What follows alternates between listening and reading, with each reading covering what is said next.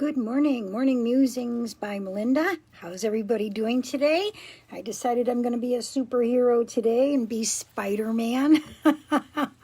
Still, of course, using my discernment to wear my mask, not for me, but for everyone that's coming into my office and asking them to do the same for me.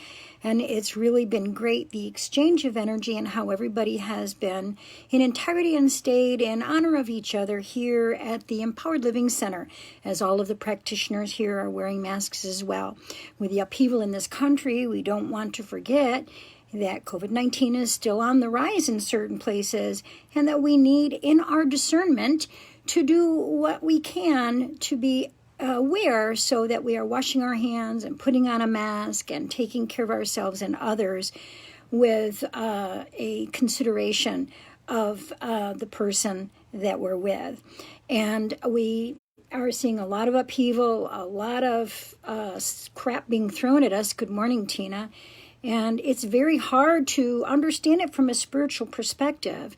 A lot of different kinds of theories and different kinds of attitudes and energies. And so I thought it was a very good time to talk about the difference between judgment and discernment, because I think there's a lot of judging going on, and it's something as human beings that we just can't help but to judge because it comes from our reactive brain.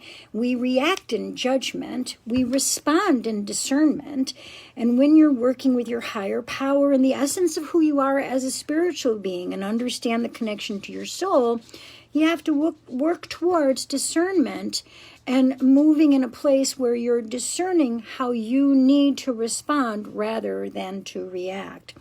Now, that takes a lot of practice and a lot of understanding of how other people are behaving, and with you having compassion for that. I saw on Facebook yesterday, which I could only watch for a few moments because it was very upsetting, to see during a protest in Phoenix, somebody with a bullhorn screaming at the crowd. He was a white man, that the police are our enemy. Who is our enemy? The police is our enemy. And, I had to move out of judgment into discernment and think, what a wounded soul to lead others into a place where everybody's victimized by this situation and how it has gone down, and how we need to find balance through our discernment and find love and not kind of rabble-rouse through our words or our actions, whether it be on social media or in person. Because I think it's very important in the collective consciousness that the silent majority has to hold a vibrational frequency of peace and love and understanding. You can't understand someone unless you've walked a mile in their shoes. Last week, we put a post on that I'm not sure people really read because it's so profound that I want to repeat it this morning. Time does not heal all wounds. It just gives them space to sink into the subconscious, where they will still impact your emotions and behavior. And so when we're talking about a karmic profile, understanding nature and nurture, we're also talking about generational information that comes down through the DNA that impacts us in such a manner that we may move into judgment quickly without understanding discernment. What heals is going inward, loving yourself, accepting yourself, listening to your needs, addressing your attachment and emotional history, and learning how to let go and follow your own intuition.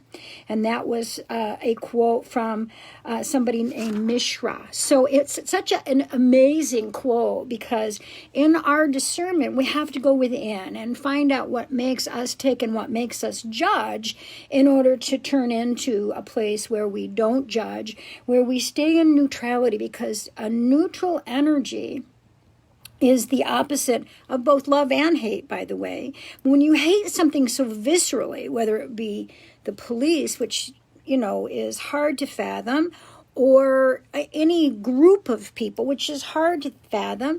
It's something that comes from a wounded place within yourself. It has nothing to do with a bad policeman or a bad group of people who are rioting and looting. It has something to do from within you. And that's the way that we're going to supersede this time in history, is to go within and use our discernment and clean and clear our vibrational frequencies in such a manner that we can move forward in a collective way, energetically holding hands and space for love and peace to come back to us again. So I hope that you are using your discernment and not your judgment. And if you find yourself instantly judging, like I did when I was watching the man with the bullhorn, stop and think about, okay, what must have happened within this person's life that they have to lead a group of people to bully another group of people, and send them love energy. Because when you send them the energy of anger or disgust or a vibration of hatred, what you're doing is giving them the exact energy that they're asking for. Remember that the energy exchange on this planet is a complete exchange without our recognition. It's a vibrational frequency. We are like whales or dolphins or bats. We read each other emotionally from a frequency of energy. And when you give over negative emotions and bad feelings and hate and judgment to someone, what you're doing is you're putting oxygen on the fire. You're actually fueling that fire instead of sending peace and harmony and love energy, which kind of dismantles some of that frequency. So I hope you will use your discernment and send love energy to those that you are in judgment of, and discern that you have a peaceful heart and a way of being that allows you to stay in your higher power and in your higher essence, and take your ego out of the picture and move into a place where we can have some harmony and peace. That's the spiritual way. Have a great day.